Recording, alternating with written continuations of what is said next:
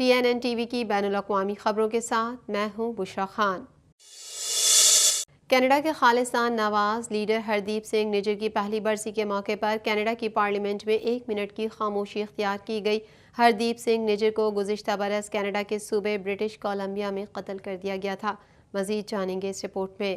سکھ کارکن ہردیپ سنگھ نجر کے قتل کی برسی منا رہے ہیں۔ ہردیپ سنگھ نجر کے قتل پر کینیڈا نے بھارت کو ملوث قرار دیا تھا، جس پر دونوں ملکوں کے تعلقات میں کشیدگی آئی تھی۔ یہ کشیدگی بہت حد تک اب بھی برقرار ہے۔ بعد میں ایک اور خالصان نواز سکھ لیڈر گرپتونت سنگھ پنو کے قتل کی سازش میں بھارتی باشندوں کے ملوث ہونے پر امریکہ اور کینیڈا کے بھارت سے تعلقات کشیدہ ہوئے۔ گرپتونت سنگھ پنو کینیڈین سکھ لیڈر ہیں اور اسے امریکہ میں قتل کرنے کی سازش تیار کی گئی۔ اس مقصد کے لیے امریکی خفیہ اداروں کے ایک سابق ایجنٹ کو کرائے کے قاتل کے طور پر ٹاسک بھی دیا گیا۔ اس غلطی نے پوری سازش کا بھانڈا پھوڑ دیا۔ ہردیپ سنگھ نجر کو 18 جون 2023 کو قتل کیا گیا تھا۔ اس کا نام بھارت کی انتہائی مطلوب افراد کی اس فہرست میں شامل تھا جس میں 40 افراد کے نام شامل ہیں۔ کینیڈا کے وزیر اعظم جسٹن ٹروڈو نے گزشتہ سال ستمبر میں اپنے ایک بیان میں کہا تھا کہ سکھ رہنما نجر کے قتل میں بھارت کے ملوث ہونے کے قابل بھروسہ شواہد موجود ہیں، جس سے دونوں ملکوں کے سفارتی تعلقات میں شدید تناؤ پیدا ہو گیا تھا۔ کینیڈا نے نجر کے قتل کے سلسلے میں 4 بھارتی شہریوں کرن برار، امن دیپ سنگھ، کمل پریت سنگھ اور کرن پریت سنگھ کو بھی حراست میں لیا ہے۔ ٹورنٹو پولیس نفرت انگیز جرائم کا یونٹ ایک موبائل اشتہاری ٹرک کی ویڈیو آن لائن منظر عام پر آنے کے بعد تحقیقات کر رہی ہے، جس میں مسلم مخالف ڈیجیٹل تصاویر اور پیغامات دکھائے گئے ہیں۔ مزید احوال اس رپورٹ میں۔ سوشل میڈیا پر پوسٹ کی گئی ویڈیوز میں ٹرک سوالات کا ایک سلسلہ دکھائی دیتا ہے، جس میں کہا گیا ہے کہ کیا یہ لبنان ہے، کیا یہ یمن ہے، کیا یہ شام ہے، کیا یہ عراق ہے۔ اس کے بعد ٹرک ان تصاویر کو دکھاتا ہے جو ٹورنٹو کے نارتھن فلپس اسکوائر میں مسلمان نماز ادا کرتے اور احتجاج کرتے دکھائی دیتے ہیں۔ تصاویر میں فلسطینی پرچم اور چوک کی کنکریٹ کی محرابیں نظر آ رہی ہیں۔ ٹرک پر موجود پیغامات میں لکھا ہے، نہیں، یہ کینیڈا ہے، جاگو کینیڈا، تم محاصرے میں ہو۔ پیغامات سفید پس منظر پر نیلے رنگ میں ہیں اور کئی میٹر دور سے واضح طور پر نظر آ رہے ہیں۔ پولیس عوام سے اپیل کر رہی ہے کہ اگر ان کے پاس ٹرک کی معلومات یا ویڈیو فوٹیج ہے تو وہ آگے آئیں۔ پولیس نے ایکس، جو پہلے ٹویٹر کے نام سے جانا جاتا تھا، ایک پوسٹ میں کہا، ہم ٹورنٹو میں اسلامو فوبک پیغامات کی نمائش کرنے والے ٹرک کے بارے میں کمیونٹی کی تشویش کو تسلیم کرتے ہیں۔ اسلامو فوبیا سے نمٹنے کے لیے کینیڈا کی خصوصی نمائندہ امیرہ الغوابی نے بدھ کو ایک انٹرویو میں کہا کہ جب انہوں نے ٹرک پر پیغامات کے بارے میں سنا تو وہ حیران اور مایوس ہوئیں اور ان کا خیال ہے کہ اس کی بڑے پیمانے پر مذمت کی جانی چاہیے۔ انہوں نے کہا، اس قسم کی پیغام رسانی واقعی تقسیم اور نفرت کا ایک بدقسمتی پیغام بھیجتی ہے۔ انہوں نے مزید کہا کہ کینیڈا میں اس کی کوئی جگہ نہیں ہے۔ افسوس کی بات ہے کہ اسلامو فوبیا اور اب فلسطینی نسل پرستی، عرب نسل پرستی، یہ کوئی نیا واقعہ نہیں ہے۔ وہ جو فارم لے سکتے ہیں وہ مختلف ہو سکتے ہیں۔ یقیناً سب سے زیادہ تشویشناک بات یہ ہے کہ جب وہ اسلامو فوبک، فلسطینی مخالف، عرب مخالف تشدد کا باعث بنتے ہیں۔ National council of Canadian Muslims, ایک غیر منافع بخش تنظیم جو خود کو مسلم شہری مصروفیات کے لیے ایک اہم آواز کے طور پر بیان کرتی ہے، نے ایکس پر ایک پوسٹ میں کہا کہ ٹرک پر پیغامات کینیڈا میں مسلمانوں کے خوف کو بھڑکانے کے لیے ڈیزائن کیے گئے ہیں۔ کینیڈین مسلمانوں کی نیشنل کونسل نے کہا، یہ انتہائی خطرناک پیغام رسانی ہے اور اسے معاف نہیں کیا جانا چاہیے۔ ہم نے اونٹاریو سمیت کینیڈا میں اسلامو فوبک نفرت انگیز قتل کو دیکھا ہے۔ شہر نے اپنی طرف سے بدھ کو ایک بیان میں کہا کہ وہ ہر قسم کے نفرت کی مخالفت کرتا ہے۔ بیان میں کہا گیا ہے کہ سٹی آف ٹورنٹو امتیازی سلوک یا ایذا رسانی کو برداشت نہیں کرے گا، نظر انداز نہیں کرے گا اور نہ ہی قابل احترام طرز عمل، رواداری اور شمولیت کو فروغ دینے کے لیے پرعزم ہے۔ ٹورنٹو کا شہر ہر قسم کے امتیازی سلوک اور نسل پرستی کو نہ کہنے کے لیے پرعزم ہے۔ انوائرمنٹ کینیڈا نے بدھ کو ایک بریفنگ میں کہا کہ کینیڈا کے بہت سے حصوں کے لیے جنوبی اونٹاریو کے علاوہ جمعے تک گرمی کی لہر کے حالات کم ہونے کی توقع ہے۔ مزید احوال اس رپورٹ میں۔ انوائرمنٹ کینیڈا نے بدھ کو ایک بریفنگ میں کہا کہ کینیڈا کے بہت سے حصوں کے لیے جنوبی اونٹاریو کے علاوہ جمعے تک گرمی کی لہر کے حالات کم ہونے کی توقع ہے۔ جینیفر اسمتھ، ماحولیات اور موسمیاتی تبدیلی کینیڈا میں قومی انتباہ کی تیاری کے ماہر موسمیات نے کہا کہ گرمی کی لہر کے موجودہ حالات مشرقی شمالی امریکہ میں زیادہ دباؤ کی وجہ سے ہیں۔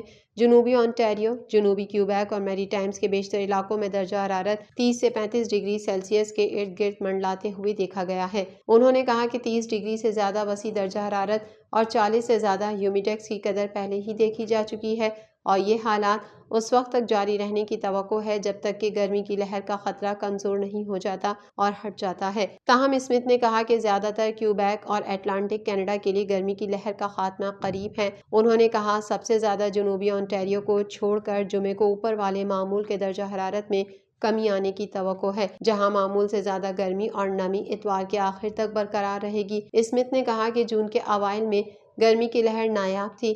انہوں نے مزید کہا کہ جنوب مشرقی اونٹاریو، جنوبی کیوبیک اور مغربی نیو برنسوک میں بدھ اور جمعرات کو گرمی کے ریکارڈ ٹوٹنے کا امکان ہے۔ ہیلتھ کینیڈا نے خبردار کیا ہے کہ تمام کینیڈین لیکن خاص طور پر بوڑھے، بالغ، شیرخوار اور دائمی بیماریوں میں مبتلا افراد متاثرہ علاقوں میں رہنے والے خطرے میں ہیں۔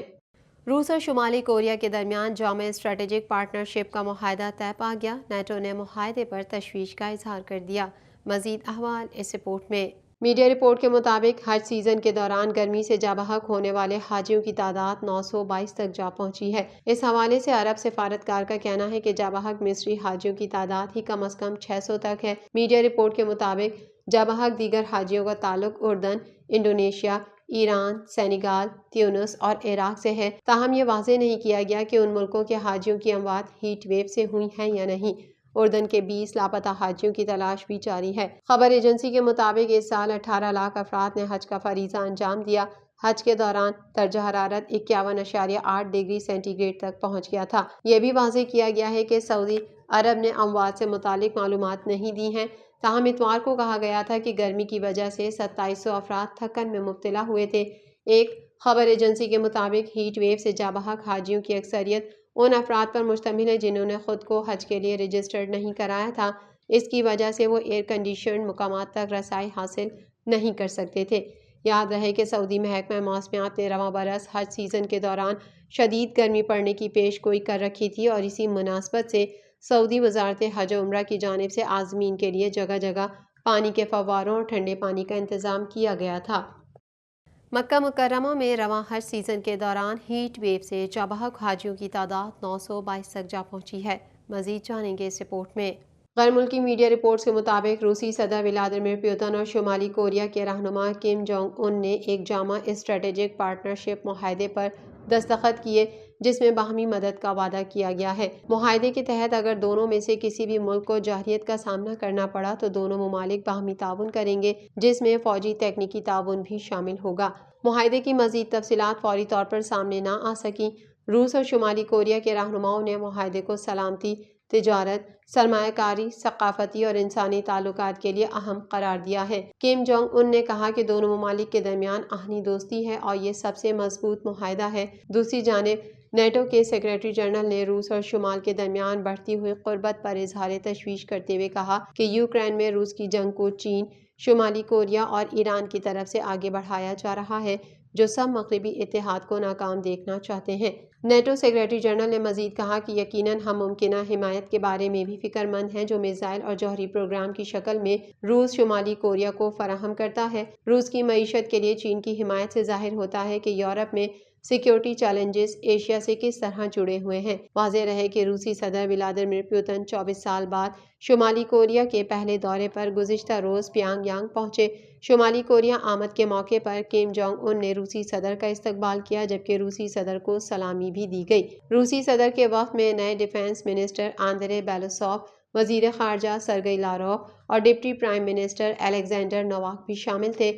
حالیہ سالوں بالخصوص یوکرین پر روس کے حملے کے بعد دونوں ممالک کے درمیان تعلقات مزید گہرے ہوئے ہیں۔ TNN TV کے نیوز بلیٹن میں فی الحال اتنا ہی۔ مزید خبروں اور اپڈیٹس کے لیے دیکھتے رہیے TNN TV۔